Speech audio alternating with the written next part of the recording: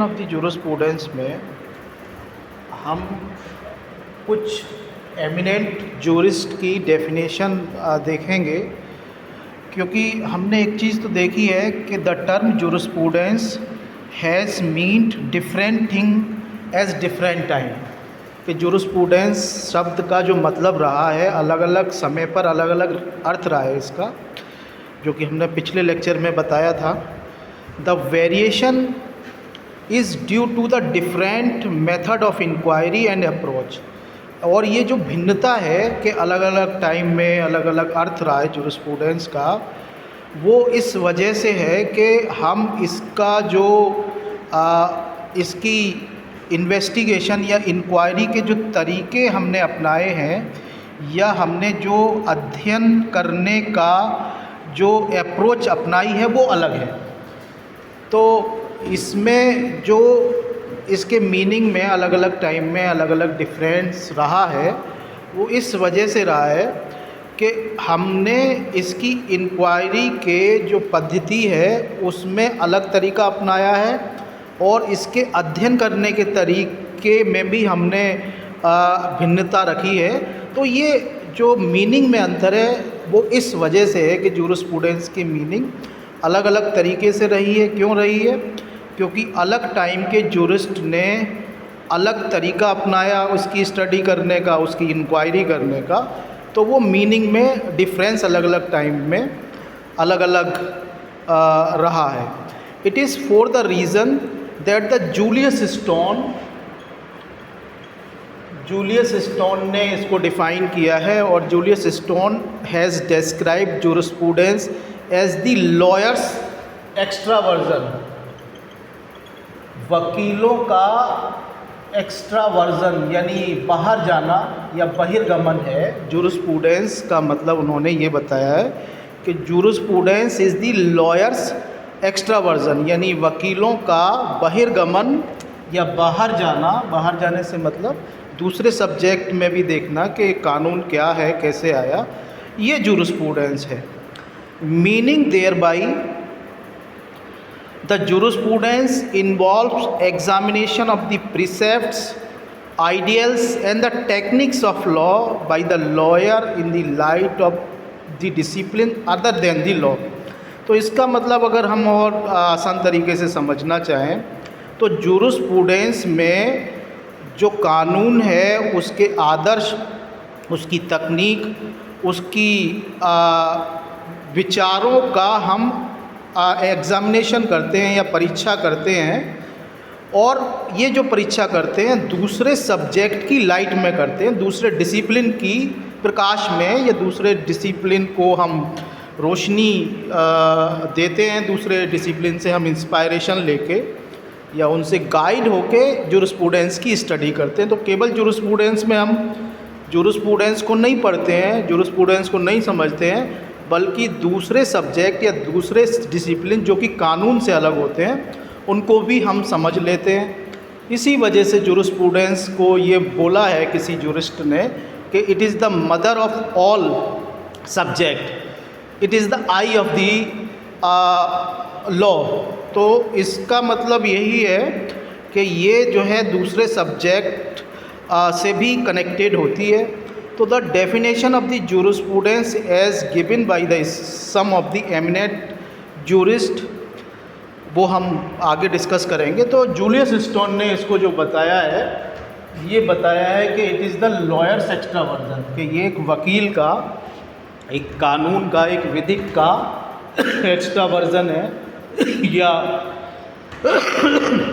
दूसरे सब्जेक्ट से इंस्पायरेशन लेना जूरिस्प्रूडेंस है।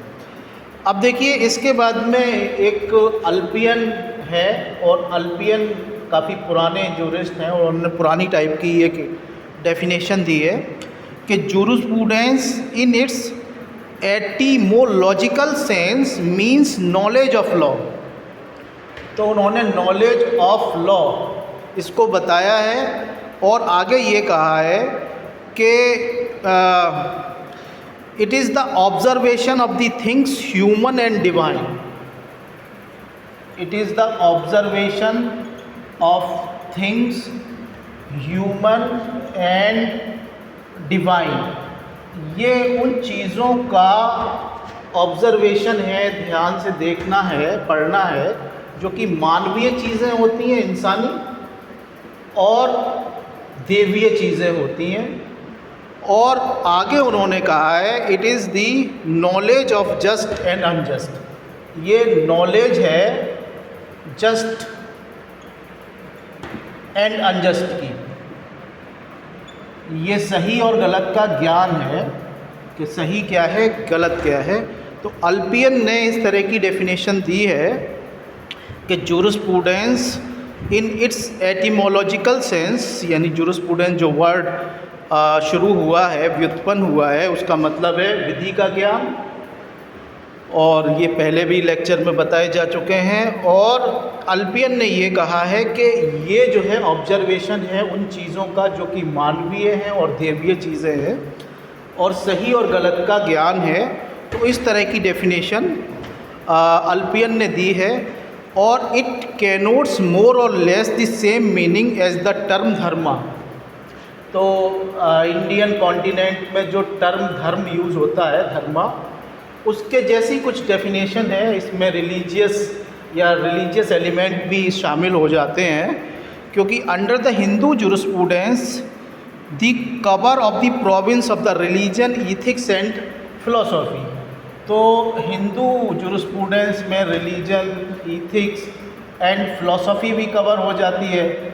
तो इस तरह की डेफिनेशन अल्पियन ने दी है, काफ़ी पुरानी डेफिनेशन है, और आज के ज़माने में बहुत ज़्यादा इसको इम्पोर्टेंस नहीं दिया जाता है। तो उन्होंने ये कहा है कि this definition is too broad. ये जो डेफिनेशन अल्पियन की है बहुत ब्रॉड है, विस्तृत है, बहुत ही मतलब चीज़ों को कवर कर रही है। तो एंड हैज़ द वाइडर कैनोटेशन, इसमें बहुत सारी चीज़ें कवर हो जाती हैं जो कि लॉ में कवर नहीं होनी चाहिए। तो ये जो है डेफिनेशन अल्पियन की है। अब देखिए जेमिनी एक इंडियन जो है वो स्कॉलर हैं, और उन्होंने भी जूरिस्प्रूडेंस को धर्म को डिफ़ाइन किया है। चूँकि धर्म का यहाँ पे थोड़ा सा रेफरेंस आ जाता है, धर्म का हम अर्थ समझते हैं, हालांकि धर्म के कई अर्थ हो सकते हैं, लेकिन हम जूरिस्प्रूडेंशियल सेंस में, चूँकि जूरिस्प्रूडेंस की बात चल रही है, तो यहाँ पर धर्म का अर्थ समझने की कोशिश करेंगे कि Jaimini has define dharma as that which is signified by command and lead to man's material and the spiritual salvation. तो जेमिनी ने धर्म को परिभाषित किया है कि जो कि आदेश के द्वारा संसूचित होता है या सूचित होता है, and lead to man's material and the spiritual salvation, और एक इंसान को भौतिक और आध्यात्मिक मोक्ष प्रदान करता है। Considered from this stand point, तो उन्होंने ये कहा है जेमिनी ने कि जो धर्म है वो जो है सिग्निफाइज बाय कमांड, आदेश से संसूचित होता है कि एक आदेश आता है भगवान का, ठीक है ना, भगवान का आदेश आता है, and lead to man's material and the spiritual salvation. और भगवान ये बताते हैं कि आप मटेरियल यानी इस दुनिया में, भौतिक जगत में, और स्पिरिचुअल आध्यात्मिक जगत में किस तरीके से साल्वेशन प्राप्त करेंगे या मोक्ष प्राप्त करेंगे।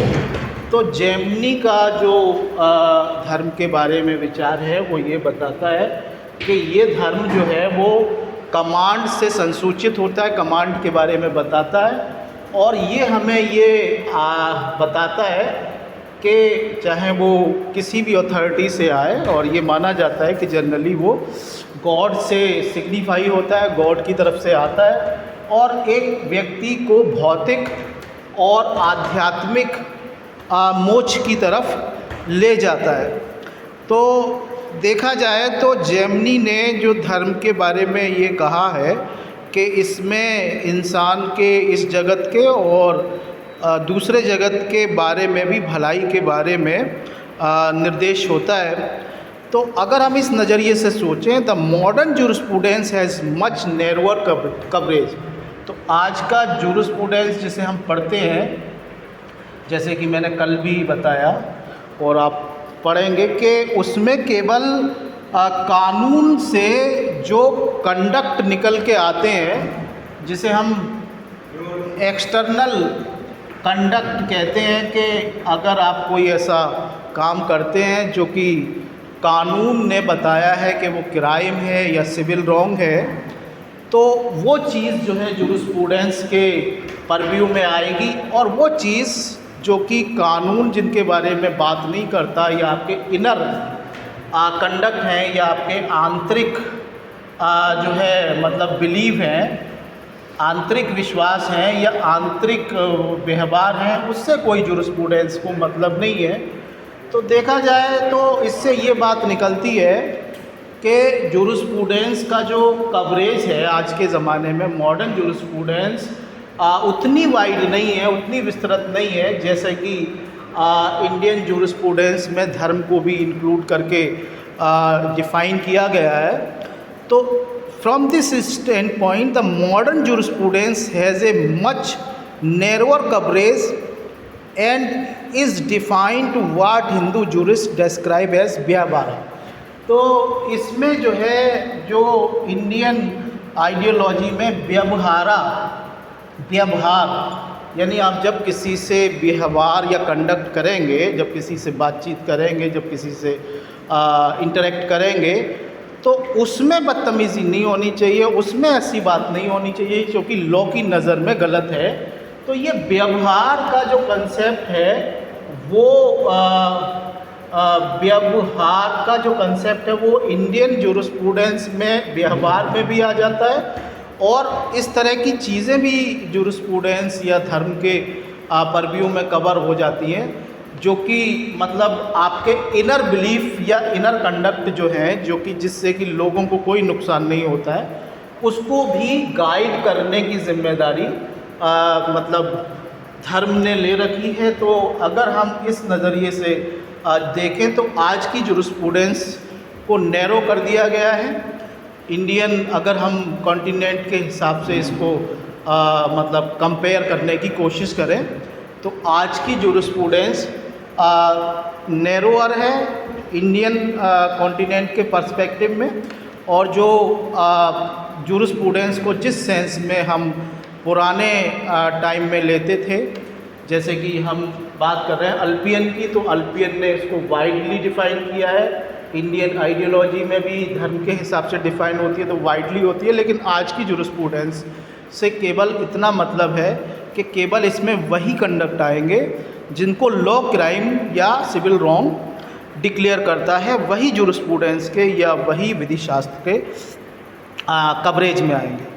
तो देखिए, इसमें जो है व्यवहार की चीज़ें आ जाएंगी। व्यवहार से मतलब है कि आपका बाहरी आचरण, जब आप सोसाइटी में इंटरेक्ट करते हैं, तो अगर वहाँ पे कुछ चीज़ें ऐसी होती हैं जो कि क्राइम की डेफिनेशन या सिविल रॉन्ग की डेफिनेशन में आ रही हैं, तो वही केवल जो है जूरिस्प्रूडेंस के कवरेज में होंगी, यानी जूरिस्प्रूडेंस उनको केवल क्राइम घोषित करेगा। तो इट मीन्स, व्यवहार का मतलब क्या है? व्यवहार means the rules which determine the judicial proceeding और कंट्रोवर्सीज। अगर कोई झगड़ा होता है, अगर कोई ऐसी बात होती है जो जिसका कि कानून में आप जाके शिकायत कर सकते हैं, कोर्ट में शिकायत कर सकते हैं, FIR कर सकते हैं, तो वो जूरिस्प्रूडेंस के कवरेज में है। ऐसी चीज़ें इसके कवरेज में नहीं आएंगी जहाँ पे कि आप कोर्ट का सहारा या जुडिशियल प्रोसीडिंग का सहारा न ले पाएँ। तो वो झगड़े जहाँ पे कि आप कोर्ट में जाके कंप्लेंट करने की पावर रखते हैं, जिससे कि हम मतलब एक टर्म कहते हैं कि मतलब आपका लोकस स्टैंडाई क्या है। तो लोकस स्टैंडाई का मतलब ये है कि अगर आप कोर्ट के सामने जाने की आपकी ये हैसियत है कि मेरे साथ गलत हुआ है, कोर्ट आपको सुनेगा, तो वो चीज़ें जूरिस्प्रूडेंस के कवरेज में आएगी। Thus, in this sense, jurisprudence deals with the principles underlying the rules which applied in deciding the legal controversies judicially। तो इस तरीके से हम ये कह सकते हैं कि जूरिस्प्रूडेंस उन सिद्धांतों से संबंध रखता है जो कि कानूनी झगड़ों में जिन चीज़ों को हम न्यायिक तौर पर डिसाइड करते हैं वो चीज़ों से जूरिस्प्रूडेंस संबंध रखता है।